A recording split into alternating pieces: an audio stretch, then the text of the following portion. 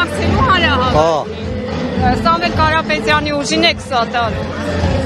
Եկել դե հարաբան չկասում, չեն խոսում։ Ինչպես։ Չեն խոսում։ Հիմա կխոսեն։ Բայց ծանոթ եք այս ուժի հետ, Սամվել Կարապետյանի հետ ծանոթ եք։ Չես բաց։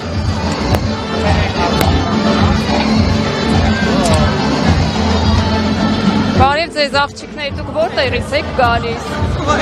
Վանաձորից։ Այո։ Այո, իհարկե։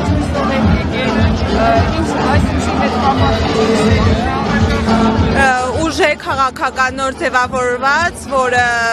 վստահաբար տանելու է դեպի ուժեղ դիվանագիտության, ուժեղ բանակի ու այն փոփոխությունների, որի կարիքը այսօր Հայաստանը ունի։ Վստահ եմ, որ այն խոստումները, որ տվել է Սամվել Կարապետյանը եւ իր թիմը, միանշանակ իրագործվելու են։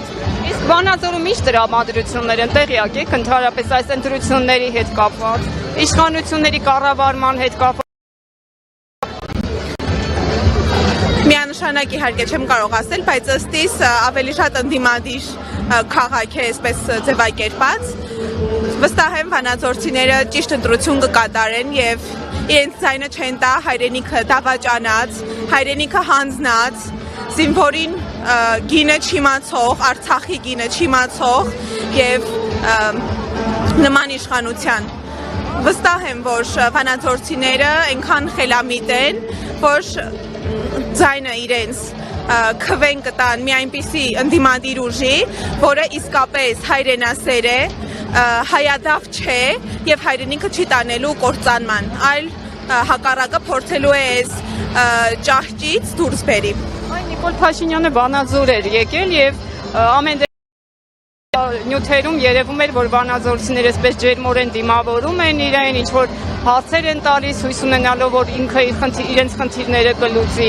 Սրա հետ կապված ինչ կասեք։ Կարծում եմ յուրաքանչյուր քաղաքում էլ կան տարբեր ուժերի համակրող քաղաքացիներ, բայց վստահ եմ, որ Վանաձորում նրանք մեծամասնություն չեն կազմում։ Գերակշիռ մաս ամենայն դեպս հաստատ չեն կազմում։